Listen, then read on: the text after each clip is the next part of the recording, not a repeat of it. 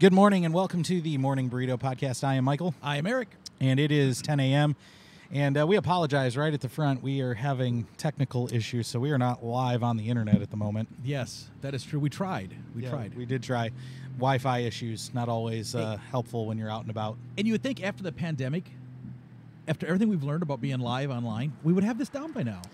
Well, I mean, we did a good job last time we went live. Who is that pulling in? That's my wife. That's your and wife. My daughter. Wow. One of my two. They knew you were here. Yeah, they want, well, one of them wants free coffee. There you go. There you go. So, hey, we also have a special guest with us today. Just in case you didn't know, right? Yeah, let's put her on camera. Boom. There you go. Hi, what's up? Yeah, what's up? She's got a microphone and a camera and everything. It's yeah, great. I was not planning on this today. I know, but you were told that we were going to have this for you. I just came for the coffee. So Yeah, the coffee. So anyway, Gabrielle, good to have you with us today. You're Thanks. kind of our online computer lady to watch comments, but this is not going to be live now. So. Yeah, well, you've seen my hand like waving camera a couple times before, so here I am. So here you are. So you're going to jump in the conversation though, even though you're kind of off to our shoulder here. But Let's do it. yeah, we're going to do it. So this is our second on location broadcast. Yes. That's live, and our third total live broadcast at this point. that's right. So- We're live at the studio, One time, yep. and then we were live here once. Yep. Both work fabulous. Yep. So And we may just make a habit of this because it's just easier to show up and do it at 10 o'clock on a Tuesday than recording it like what? Sometimes we've had to record it on Tuesday at like 6:30 in the morning. Yeah, early. That way we can do all the editing and get it loaded on the internet and all of those things. So Yeah. So hey, it's after 4th of July, so it is. we survived. Nothing burned down. No, and in fact, unlike last year, Hermiston didn't have the fire on the butte. Right. I remember that last year, so that was fun, especially in the midst of COVID. It was kind of just a microcosm of the whole year, the butte burning. There you go. So hey, I because this is our second live show, and because we are giving away free coffee to those who come and watch our show today, I did want to do something a little special. I've had these for a while, but we have not used them to this point. I don't even know if you knew we had them. I have no idea what you're even talking about. But we have these awesome pod decks. Great, amazing company, Pod Deck, and they helped us with our sign. So that's where I got our sign from, our on-air sign. So, and so part of that package was some on-air interview decks. So just questions to ask. And so we're asking them to respond. That anybody can respond, sure, Okay, but good. specifically you two. I think this will be fun for you us. two to answer. Us. So, So I came for an interview? Yeah, I guess so. I But what didn't you know that. don't know is we have our own questions for you too. So. oh, that's fun. Doesn't mean I'll answer them. It but could be. That's okay. All right, we'll start with Gabrielle since she's our guest today. Oh, boy. Here's your question. Who is your favorite hero of fiction? Well, Yeah. I would say like a fiction story, like some kind of story. It just says... I would say Aslan and Narnia. I mean, Oh yeah. come on. Yeah. You do like that. Yeah, Okay. hardcore. All right. Yeah. I agree there. That's Yeah. good. So, staying on the theme of heroes, Eric, Heroes. who are your heroes in real life? Heroes in real life. Wow. Well, I would have to say my wife is a hero to me. She keeps me, and I know she's probably gonna be watching this, going like, "Oh, that's so cheesy," but It is kinda cheesy. Honestly, though, she's like a hero to me. Keeps me grounded, and she's a rock. But then I also think my heritage. I think I have some heroes. I got of course parents, right? Grandparents. But so those are the given. So let me go the ungiven. The ungiven would be there's some people in my life that are mentors. Sure. So those would be some of my heroes. That Cool. Yeah. Well, let's do one more for each of you before we get into the we podcast topic. Okay, go ahead. Oh, okay. Gabrielle, Okay. if you had to teach a class on one thing, just one thing, man. what would you teach? Well, It's just one class. I don't know. I suddenly have all these ideas. I mean, social media came to mind first. Oh, I don't like have how to get the a. Wi-Fi to work? That's not it. But like I like to garden and like I've learned a lot. You know Sure. how to be a sister. I'm just kidding. Garrick, does she do okay with that? He shrugs. He shrugs at her. I don't know. That's awesome. Okay, last one for you before we get into our actual topic for the day. If you could ask one person one question and they had to answer truthfully, who and what would you ask? I would ask John if he actually stole my CB radio in 10th grade. That's what I would ask. That was a critical moment. It was critical because that's how we got around town, is by CB back in the day with the big old whip antennas.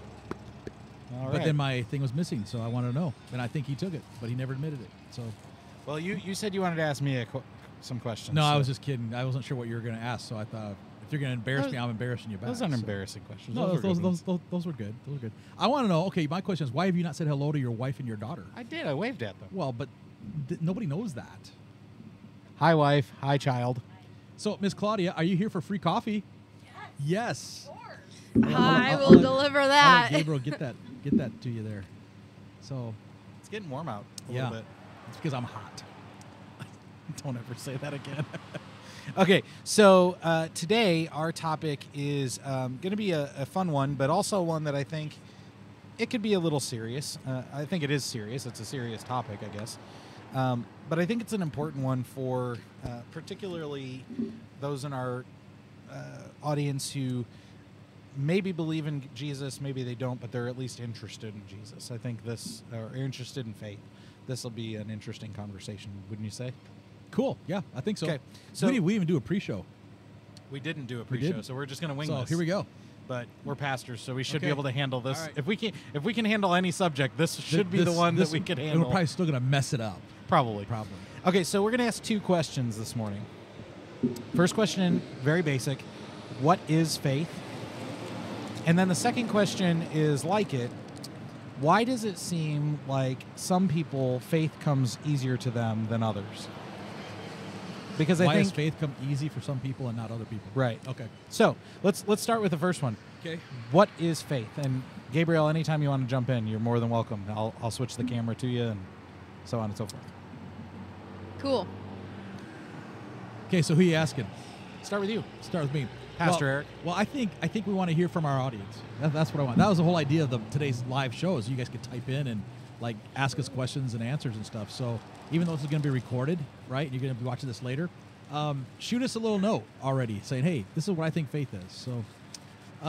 So faith is one of those one of those things where you look at and you go, it's complete trust in someone or something, and you don't really have any idea what the outcome's going to be. That's faith. So it's not dependent on action. Not dependent on action. No. So is it closely related to the word hope? I think we want it to be closely related to hope, but I think it's totally different. Because I can hope for a lot of things, right? But yeah, I got to have faith, no matter if it comes true or not, or if it happens in my way or the way I want it. So I think where hope comes in, you want to have hope of like, yeah, I hope it's going to work out for me. But faith is like, I've got rock solid faith. My hands are off. Hope our hands are onto. So, Gabrielle, where does hope for you come from, or faith for you come from? Well, my thought to the last question was like faith, I see it as even deeper than hope, but it's like more real and personal, I guess. And I don't know, it's kind of like, it's hard to explain. The Bible verse, faith is being sure of what we hope for and Oh, she went right to the certain Bible. of She what we pulled out do not scripture. see. Seriously, that's like the best description of it What verse that I is could that? think of. I think it's in Corinthians. nope. Okay. I don't know. Try Anyway. Hebrews 11:1. Oh, yeah. Okay. Yeah, that one. That's what you meant to say. Yeah. Okay. What was the question though? It was, where does it come from? Yeah, for me? for you personally, where does your faith? How is your faith founded? Well, I think one of the easy answers would be I grew up surrounded in a faith atmosphere, which definitely helped kind of give me the idea. But then I think as I've gotten older, it's just kind of it's something I have to work at more, and just trust God always is kind of what it is. Yeah, good. Yeah. I think for me, faith is something that I in my life have not had all the time, particularly when we talk about faith in God. I am a super trustworthy person, though. So in my day-to-day relationships, I find it extremely easy to find faith in people until they completely burn me, and then that faith goes away and it doesn't come back. That's like a whole topic all by itself. Yeah, it is. Yeah. But when it comes to God, for me, my faith foundation is in what I have seen God do in my life, the action that I've seen God take in my personal life throughout literally my entire life. I can see the fingerprints of God's work in my life. I don't necessarily need the scripture. I don't necessarily need other people to tell me that God exists. I have faith in that because I've seen God work. So to me, faith is very simple. It's believing in something that, yes, you cannot see, but it's believing in something that you know is there or that you know is real. Right. So then, if that's what faith is, let's start exploring the question of why does it seem to come easier to some people than others? Well, I think for one, it's confidence. You know, faith is having this complete trust in someone. Are we taking this just from a Christian perspective? I think we can take it from any perspective. So, okay, if you're watching today and you're not a Christian, you don't go to church anywhere, then it'd be a complete trust in someone or a complete confidence in someone. For us, it's the complete trust and complete confidence in God, which, Gabriel, you brought up out of Hebrews 11:1. It's this faith of what we know to be true, but yet we don't see it. So I think having confidence in something you can't see, I think that's hard. I think another thing that I got my top 4, so I was kind of thinking about this. And confidence wasn't one, so I got 5, I guess. So Nice. fourth would be faith requires patience and perseverance, and we don't live in a culture that has faith in take time to persevere or take time for patience, right? Well, and I think that's hard. Just to stop you there real quick, the scripture, the Bible talks over and over, particularly in Paul's epistles, about how through our struggle, right, we grow. Romans talks about our trials, our struggles in life actually lead to perseverance, and that perseverance leads to character, and that character leads to hope. That hope is the result of faith. Hope is the result of trusting in God through things. But and I think it's James who says we should have joy in our suffering. So we're told all over in the Bible that suffering. Your daughter is just like grinning ear to ear, just so you know. Suffering is a good thing, but that's not what our culture. That's not what the world tells us. Our world tells us is we should be a victim, that we should be sad, that we should be depressed, disappointed. Whereas God's supposed to say, in the midst of our struggle, we're supposed to still believe and have joy. Right. Yeah, we're supposed to in the middle. So that perseverance, though, it's tough. It's tough. It really is. Then the third thing that I would say is a hindrance for people to have faith. Maybe it's the reason why faith comes hard to them is they've been hurt in the past for trusting. So you know, it's like, hey, I've trusted you in the past. It didn't work out so well. So therefore, I don't have much faith in you, which means I don't have much confidence in you, which means I don't have really much hope that you're going to follow through on what you say. So it's kind of a snowball effect. So hurt. And then the other one would be that I haven't seen the outcome of things the way I wanted them to come out. It didn't work out for me. You know, it wasn't for me. So if I'm going to really have faith in something, I have so much faith it's going to work out the way I want it, and then it doesn't. So we question, well, I really don't need to have faith. I mean, so I think we turn God off a lot on that. Is God didn't answer the prayer the way I wanted it. And the last thing that came to my mind was that we have a hard time trusting in things that we can't control. so with faith, that's what all faith is: trusting things you can't control.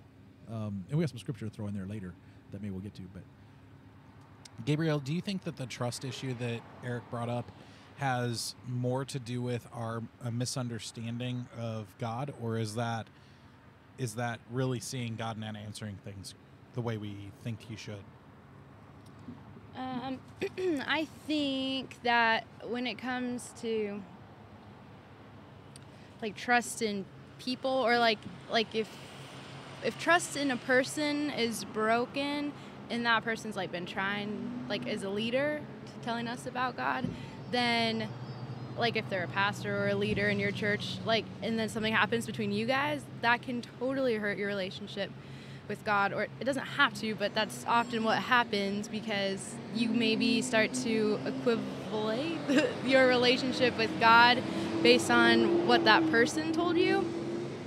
And so then suddenly your view of God becomes based kind of how you viewed the person. And that's not like accurate at all, because God is so much better and bigger than people. So then it's hard for us to maybe picture God in a more true way, because we've been hurt by people around us. So it hinders often in our mind. That's a good point. Our faith a lot of times is based on what we see in other humans. Yeah. So yeah, good point. Do you think Do you think that we as pastors have used this terminology a lot? God is the genie, God is the vending machine, this sort of mentality. Do you think that plays into the trust issue, is that we assume that that's what God is there for, is to do our bidding? I think people confuse faith and trust.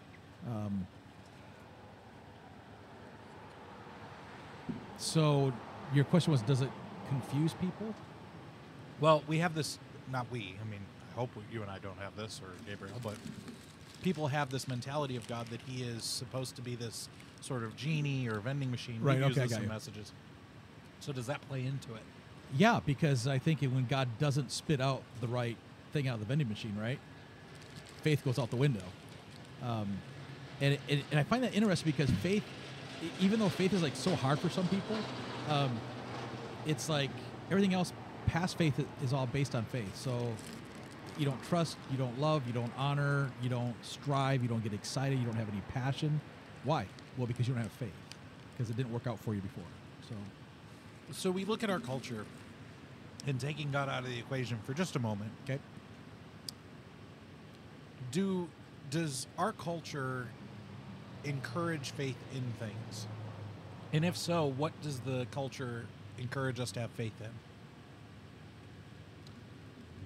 This is kind of hinting at what you talked about on Sunday. I don't remember what I talked about on Sunday. I don't either. The I didn't watch, independence? Yeah. Yeah. I was gone, so I don't know. Yeah, you slacker. Went to I Grandma's. haven't watched it yet. So you even make comments about them during the I did. message, and then Wow. they I didn't didn't even even watch it. know. So No, I not yet. I got out of that one. I was safe. So, yeah, I think, you look at, especially going through a pandemic year, everybody wants you to have faith in, what they say. So let's just say the CDC wants you to have faith in what they say. Politicians want you to have faith in what they say. Physicians want you to have faith in what they say. Your neighbor, your friend, your social media pages, right? They all want you to have faith in what they say. So I guess that's where I would go to. So yeah, I think culture is full of people that are saying, "Oh, hey, just have faith. Just have faith." Well, I mean, we look back, you brought up the pandemic. We look back at the last year and a half. We've had to either trust or not trust, right? To choose to have faith in people that we don't personally know to keep us safe, right? Right. Faith in each other as human beings, which has led to some things that we could talk about in another show, I suppose, at some time. Well, yeah, because you look at it now where we are, just in some of those life situations over the last year and a half, trust has been broken. There's been light that's come to truth that really has cast a shadow on what we thought was true, right? So now what? Now who do you trust? Are you going to have faith in some of those so-called experts that we've listened to? Yeah, probably not. I mean, I'm just being honest. I'll speak for myself. Probably not. They have to earn some of that trust back. which that's the beauty of God. You don't have to re-earn the trust back. Well, and we look at the political situation over the last several years, particularly our last election, last two really, presidential at least. Faith has been broken in the election system itself, right? Right. Now we can go into all kinds of reasons why that is. Yeah, but let's not. But let's not. But the point is that it's there. There is a lack of faith. There is a lack of trust. So then the question I just keeps coming to my brain now is trust required for faith to be had? What do you think, Gabriel? Do you need trust in order to have faith? I would probably say, I don't know. I mean, my initial thought was probably no, only because, like, without thinking about it a ton, because I can have faith, like, in what God's plan is for my life, but, like, wow, I don't know. Now maybe I'll change my answer because I guess, I don't know. I was thinking, like, I can have faith but still not know anything, but I don't know. I think they go hand in hand, actually. I would argue you have to have trust. Like, I may not see God. I may not know exactly what God's going to do, but I have trust that what he does or what does not do or whatever he chooses to do is going to be the right answer. So you're putting your trust in what? Faith or your trust in God? Because of my trust in God, I have faith in him. Good. Yeah. Well, that's a wonderful way to put that. That's what you meant. That's really what I meant. But you see, people that aren't Christian, though, they put their trust in something other than God. Yeah. So it doesn't work out. So it's just like they're just the empty, universe. right? Have faith. The universe is going to make everything work out. Your karma, your good karma. Like, well, that's a whole different podcast. It's like karma and Christianity. We got to go to yoga yeah, and stuff. Woohoo! No, just have faith that everything's going to work out just fine. But it's literally not based on God at all, and it is twisted truth that they're trying to tell you. Anyway, so yeah, good. Yeah. No, that's absolutely right, and I think it's important whether you're a believer or not today. I think it's really useful to recognize that faith is not something that just comes naturally to people. You know, we go back to this original question where we, you know, sometimes look at other people and we're like, man, faith comes so easy to them and it's so hard for me. That's because they work at it. You know, obviously there's some natural inclinations to trust people or trust things maybe too much and those sorts of things, but to truly have faith in something is different than trust. You can trust somebody and really not have faith in them doing the right thing. I have faith that God is going to do the right thing no matter what I think that right thing is. Right. But you just didn't get there just like overnight, right? It's a growth that you have with the Lord. It's part of the relationship journey. In fact, it deepens our faith. It's more like a hill and valley thing when it comes to faith. Yeah, because, sometimes. Not for everybody, but sometimes. A lot of times when you come to know Jesus for the first time, especially if you have lived a long time without Jesus and then you come to him, you know, after that period of time, you immediately trust Jesus with everything because you're so excited about knowing Jesus and this relationship thing. But as life often does, bad things happen, and then your trust kind of wanes a little bit. And then it takes time to build that trust back. But once you build that trust back the second or third time, it's a lot stronger than it was initially for you when you first came to know Jesus. Right. So sorry, go ahead. No. So I'm looking at this topic of faith, and so I'm asking the question, why do I have faith? So I got on, I looked up, I Googled it, right? So it's amazing what you can find out on Google still. But this is the cultural view that was put out there by, I don't know, somebody on why do I have faith? So here they are answering the question, why do I have faith? This is what they say. We attract good things because we believe and expect in good things to come. Similarly, when we believe and expect bad things to come, we also attract that into our lives. Faith, get this, faith is a pathway for abundance. So be sure to hold on to it and keep it in the forefront of your mind. And I think that's where culture is like faith. It's this pathway to abundance, and it's not. Yeah. There's nothing in the Word of God that says your faith is part of the abundant life. Your belief in Jesus is the gateway to your abundant life. Right? So they're saying faith is like holding on to a positive hope? Let's pick up on the vibe thing and say, hey, send good vibes. Well, really? That's not even in the Bible. Doesn't really do much. Yeah. Well, and the reality is you have to be able to have... So when we talk about God, you have to have faith through all parts of your life. Right. You know, not in the good times, just the good times alone, not just in the good vibes, as you put it. I mean, you have to be able to have faith when things go utterly sideways and backwards. And you may not be able to be completely fearless in your faith. Sure. You know, I mean, look at anybody in the Bible. Like go to Hebrews chapter 11 that Gabe you referred to earlier.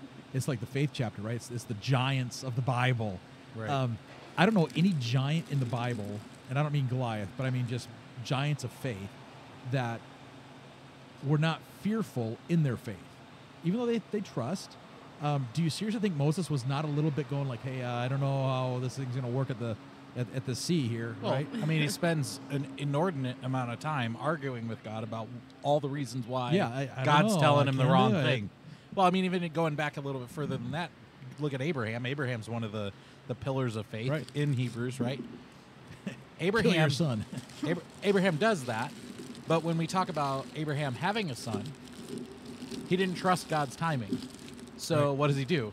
He finds another woman to have his baby. Right. Speed it up a little bit. And God's like, yeah, no, that's not okay. And here we have the problems of the world. Yeah. You know, and even going back further, you go back to Adam and Eve. The reason they sinned is a lack of faith. They believed that they needed to know more. God wasn't telling them. It wasn't good enough. It wasn't good enough. God wasn't telling them all the things that they needed to know. And so that's why they sinned, is because they wanted to know all things. I mean, that's exactly how the enemy got Eve to do what they did, is to tell her, hey, you need to know about all things, good and evil. So picking up on this idea of faith and fear, you know, you're maybe never going to be able to get away from fear all like totally, but we can be courageous in our faith. You know, Scripture tells us to be people of, you know, a courageous faith. So let me ask you guys, what are some examples in your own lives that you have faith, but you also have fear, and what was the outcome? Go. Me first? You first. Yeah, he threw you under the bus on that one. Yeah, well, I think for me, some examples that come to mind first are like opportunities that I have, like ways to serve. Like I was asked to be a life group leader, and I like had some faith like in God, like, okay, I should be here serving with some teens. But then Pastor Michael here is like, hey, will you work with our middle school girls? And I was like, no, that is scary. Like that's not at all like where I want to be. But I stuck with it, and I've just trying to keep God the focus and praying through it, and it's actually been like way better than I expected, and I've been able to, I guess, speak into their lives more than I thought, and now we've gotten closer. And anyway, so that's some faith in God that I hung on to, even though it was super uncomfortable. So even in the uncomfort, would you say, Gabriel, would you say that your passion has grown during this time? Yeah, for sure. And would it be a passion toward what? Toward God, toward the students, toward the ministry? I mean, what? Yeah, what kind passion? of all of it. I think I've come to realize like this is exactly where I'm supposed to be. Working here with these young girls is actually kind of where I see God's hand and plan in my life right now. And then through that, I've gotten closer to God because, of course, I want to be a good example for them and like have answers to their questions. And so it's kind of all encompassing. So faith and follow through has created a passion on all different levels. For sure. Yeah, cool. You know, for me, the one that comes to mind often, there's two. Obviously, my initial call to ministry was probably the most pinnacle moment for me as far as faith and fear. But since then, it would be we were in New Mexico. We've talked about this story a little bit on the podcast before, but just a hard ministry experience, left much more prematurely than I would have ever imagined. Driving from New Mexico to Wisconsin to be with family and not knowing what the future was going to hold, watching my daughter with anxiety like I'd never seen before. I was afraid. I was afraid that I had made bad life decisions in being a pastor, that was not what God actually wanted from me, and this was evidence of that. And being afraid that I don't know what else to do. Like, this is all I know as an adult. I don't, other than being a pharmacy tech, I guess, that's all I really know how to do. And Claudia and I, my wife, we were in that, and Harper, our oldest daughter, was asleep. And we were talking in the van, and I'll never forget this, in the moving van. And she says to me, "What are we going to do?" And I said, "Well, I don't know where we're going. I don't know what God's going to do, but I do know this, that God has given me unequivocal message, an unequivocal voice in my spirit that says that this is not the end of ministry for me, and that in spite of the pain, in spite of the hardship, that I've got something better for you." And I thought that was going to be the end of pain, but it wasn't. Wrong answer. The next church brought some pain too. But all of that has led to the moment that I'm in now. And again, it's, I go back to where I started with this conversation. My faith is based on what I've seen God do. Has he always done it in my timing? No, almost never. Has it always been exactly what I would have thought? No. Mm-hmm. Absolutely not. I would never have imagined a kid from Chicago ending up in Oregon, like in the desert. Like, I didn't even know there was a desert in Oregon. So for that to have happened, and for my wife and I to have trusted and stayed in ministry in spite of all the damage and the scars that are left from ministry at this point, I'm still a young pastor at this point. I think speaks to the faith that I do have and that my wife has, is that we trust. We believe that God is going to do something good, and it just keeps playing out over and over in our life. So your faith and your follow through, you would say, has been deepened, even on the hard road, even in the hardship. I would say it's deep because of the hard road. Yeah, good. Yeah, I think as I've listened to both of you talk on that, I think there's one area yet that of this idea of faith and why. I mean, your initial question was, why does faith seem to come harder for some people than it does others? I think guilt is one thing that people just don't think I can have enough faith because I feel so guilty that I don't have faith, or I feel guilty that maybe my plans didn't work out the way I thought they would, or I feel guilty because maybe I said no to an opportunity, and so guilt. I know I talk with people that feel guilty because they shouldn't feel the way they feel because they're a Christian. And man, the enemy is so stinking good at making us feel like that. When really, you're human, you probably should feel the way you feel. It has nothing to do with your faith. Mm-hmm. Your faith is how you follow through. It doesn't have anything to do with how you feel. And that's why I love my faith as fact. My faith has nothing to do with feelings. My salvation has nothing to do with my feelings. It has everything to do with the fact that Jesus died on the cross. And that's where faith, that's in a nutshell. There you have it. Gabrielle, do you think that, based on what he just said, do you agree with that, or do you? Because that's a loaded question. No, the reason I ask is, I think he's right, but I also think that we look at other people the way we want to see ourselves, and so then jealousy then creeps in when we look at other people and see that they are. We're perceiving that they're more faithful. They may not really be more faithful. That's the irony, right? But we have this perception that they are more faithful or have more faith, and so therefore we look down at ourselves and put them on a pedestal. Do you think that's part of it too? I see total truth in that. I think the guilt aspect and the jealousy, if that's what you want to call it, go so hand in hand. Sometimes I guess it's easy to feel down, like, oh, I should have done that. I should have gone here. what if I had done that? Like, so the shoulds and woulds, they kind of come in, and then I feel kind of guilty. Like, wow, what if I would have done that with my life instead? Look at them. They're doing that. I could have been doing something so similar. So, yeah, that is totally true. I think it goes very hand in hand, but the faith is not based on feelings. It's something I've heard my whole life because you're my dad. Because you've said it my whole life. So that is a good reminder because, yeah, faith is literally not just based on a positivity, hope in the universe. It's literally Jesus and the life and salvation he gave, and that's like all you can hang on to sometimes. So you imagine how shallow faith must be if it's dependent on feelings.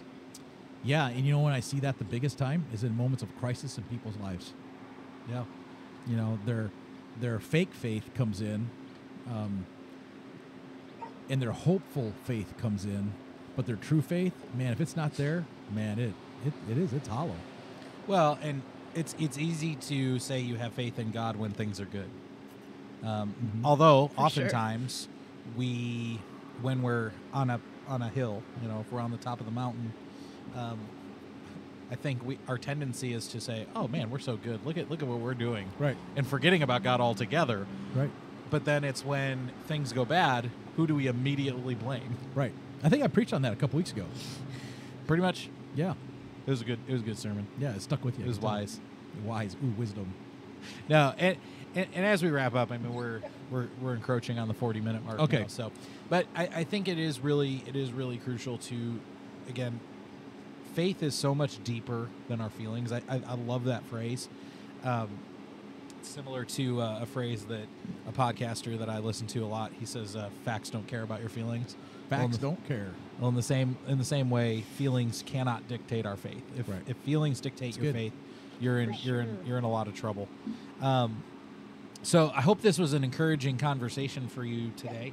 It certainly was encouraging for us. I love talking about faith. Faith to me is such an important topic to discuss. I mean, the bummer of today, though, the technical problems, is we were really hoping that you, the viewers, some of you would be driving by, coming through, picking up some free coffee and free drinks, and being able to get on the camera with us and have this little chit-chat and some Q&A time. But I want to leave you with this. I want to leave you with this verse. It's a familiar verse. I mean, we all know it, but it's probably one of like a handful of verses that everybody takes out of context. Great. You probably know where I'm going with it, right? It's 1 Corinthians 10:13.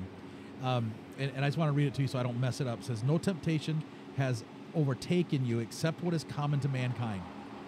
And God is faithful." There's a word. That's what we're talking about. "And he will not let you be tempted beyond what you can bear." That's where we take it out of context. You know, I always hear it said, "Hey, you know, God's not giving you more than you can handle." Yes, he does. He gives us way more than we can handle. Absolutely. Because if he didn't, we wouldn't need faith. Correct. So some translations say he doesn't give you more than your ability. So the ability is you can do this. You can walk the line with the Lord. And I think here at Herm Naz, which is our church that you know sponsors us and that we work for and that we serve and we love dearly, I think Herm Naz does a really good job at walking and towing the line of faith. Yeah. Even though we're kind of maybe in a conservative part of the state, the heart is very clear. I think I can look across our congregation. I can look across you guys' lives, and I can see that this idea of faith. Yeah, you're facing some junk in life, and if there's ever any time where you feel like I just can't handle it, you're right. You can't handle it. So stop taking it out of context. Life stinks. You're in a hard spot, but the Word of God says that only mankind's stuff can overtake you. God's faithful. He's not giving you more than you can bear, which is your ability to walk underneath it and walk in faith. So that's from your pastor. I love you, and you're pulling out your deck of cards again, which are probably we gotta add down some good ones. Okay, all right. And again, you guys, please respond with your answers to these questions because we would love to know the answers about some of our fans. And we're finding out what the questions are right now. So yeah. Did you stack the deck? No, I didn't. I just he probably would. He's a youth pastor. Yeah, I just picked this from the middle, so I would have there's stacked some down there. Okay, Gabrielle, this one's for you because I really want to know the answer to this.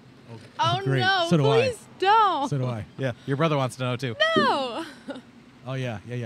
If you had a personal mascot, what would it be? Personal mascot. Probably a turtle because I'm so slow sometimes. Wow. And I have a pet turtle. That's what came to mind. That is true, but the turtle is your brother's, not yours. You gave it away. That's true because I couldn't. See, you're so slow be you forgot. Good to it. I don't know. What came to mind from you about me? Oh, I haven't thought about that. I haven't either. I don't know. But a turtle is good though. That's good. It wasn't quite what you were like. No. Yeah. I thought you'd say duck. Get it, Oregon Oh, ducks. Yeah. wait. No, I wasn't even thinking schools. Oh. All right, here's for you. Me? All right. This should be actually pretty funny because I guarantee there's multiple funny places. What's the funniest place you've ever fallen asleep? Ever fallen asleep? Okay. Oh, I have a good One of the story. funniest places. I got two answers. Can I answer twice? Sure. So, probably one of the funniest places I fell asleep is I missed an appointment.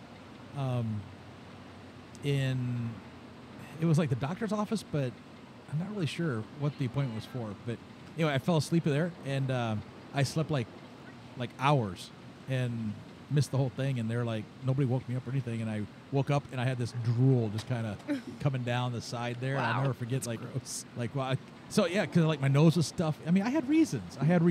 So, but the other place that it was kind of embarrassing was I took my then girlfriend, now my wife, to see Phantom of the Opera I can see that. in Chicago. No way. And it was like one of those romantic things that you do, right? And I mean, I invested in dinner and tickets and all of that, and then I snoozed. I can see man. falling asleep. I after did that. not know that. Yeah, she still married me though. So That's funny. Musicals are boring. okay, you can't get out of this. I'm gonna just pick one off the top. Hold here. on. One each for you, and then you can do as many as you want. I don't care. All right. What? No. When you chuckle like that, Who is this for? Gabrielle. What is something you get wrong almost every time you do it?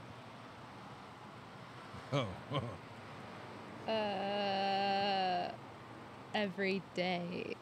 I'm kidding. I don't know. You were laughing as if you had one come to mind about me. Not necessarily. I don't know. I'm sorry. I definitely get everything wrong. Like, not everything. Well, almost. Sometimes I burn food while I'm cooking, and it's the silliest thing that shouldn't happen. Okay. I'm not even saying anything. Eric, That's brutal. if there was a sandwich named after you, what would be on it? What would be on the sandwich? Uh-huh. Oh man, I would have to say, what would be on the sandwich? I would love a sandwich that would incorporate. We also need to know the name. The name. The PE. Oh, that's too No. I would name it Flat Cheeks, and it would have to be a sandwich.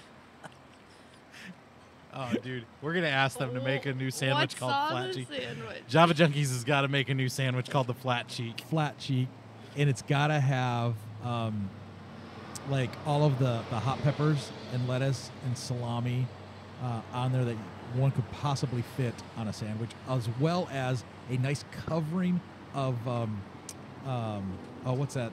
Sauerkraut. Yeah, that's it. Yeah, we're gonna have to tell the The owners cheeks will of- not be flat any longer. Since we're doing our podcast now from Java Junkies from time to time, we're gonna have to tell them they need to make the Flat Cheeks sandwich. Yes, name it. Okay, all right. This is gonna be the last one because we're like way over time. So thanks for hanging with us. But here you go, Pastor Michael, off of the card. It's a good one. Off the deck there. What is the dumbest way? That's what it says. The dumbest way you have ever been injured. Oh, I have a few. I have a few already after just knowing you for a couple years, so. Does injury to my person matter or injury to my stuff? I would say person. Yeah, for sure. Well, I'm sure the one that you two are thinking of, and Garrick, who is sitting here with us, I'm sure it has to do with me playing a game last summer at summer camp and busting my mouth. That was classic, though. It was hardly dumb because it was so ingenious of a game. But that's what I was thinking of, yeah. Yeah. And like blood was everywhere on the But tarp. that wasn't really like me being dumb. That was just the game that you created. You ran on a tarp. We were running on a tarp towards each other With soap and water. With soap and water. It was a disaster waiting to happen. But you did decide to participate. Because I'm an idiot. I guess a better question would be, how many times have you broken your glasses in the last 2 years? See, that's why I was asking about something that belongs to me. All right. No, I would say the dumbest injury I've ever had, something I've done stupid. When I was I was probably elementary school age. I don't know, third, fourth, fifth grade, somewhere in there, around T-ball age, whenever that is. My dad was the coach of my baseball team, right? And my dad warned all of us on the team to never walk in the on-deck circle because you're going to get hit with a baseball bat. I feel the pain. Yeah. And so what did I do? Yeah, I did exactly what you're thinking I did. I walked into the on-deck circle when I was in the hole, as they call it. I was the third batter. And the kid who was swinging is a kid that lived down the street from me. We grew up together. Matt, you know who you are. And Matt swung his bat backwards, caught me right in the eye.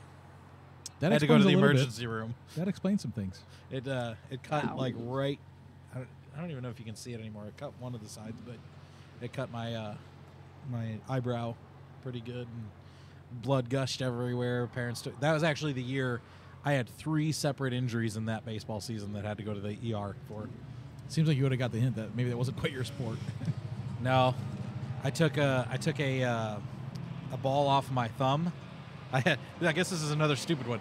I was holding the bat, and I had my thumb sitting on the metal part. You remember the old school like Easton bats? Yep. It was on the aluminum part, and the ball hit my finger, Damn. and it tore this whole part of my thumb off. Ouch. Ew, And then that's the other nasty. one, I took a baseball. I was playing short or third. I don't remember. I was playing one of the infield positions, and I took a baseball right off of the ground on a grounder, right to my mouth. See, we should do a whole podcast on Pastor Michael's injuries. Yeah. It would be a We should try to one up each other. That'd be a good kind of funny battle. podcast, actually. Yeah. That's pretty much. I mean, other than falling down the stairs, that's about it. I mean, I really haven't. All right, we gotta go. Get injured. We gotta wrap it up. Okay. Well, thank you to Java Junkies Yes, thank for you. having us here today and allowing us to broadcast. Gabrielle, thank you for you being on the show Yes. today. Yeah, you're welcome. You're welcome to be a Thank part you. anytime. I'm here for the like- coffee, like I said. No, I'm just kidding. Like next week, if you want to be on the show, you're more than Dude. welcome to be a part. Sure. Garrick, you're on summer break now, so you can be a part of the show, helping out. Hey, people honking at us. But we also want to thank Poddex for the awesome questions to help us today. And then also, we haven't done it in a while. Thank you to Anchor.fm, Spotify, YouTube, Facebook, all the different ways that you can find us. And thank you to our church who continues to allow us to spend our Tuesdays doing this. It's a real blessing and a joy. Yep. So, All right. Well, hey, we're gonna try a live show again, but we don't know when. So, maybe next week. Who all right. knows? Thanks for being here. Bye.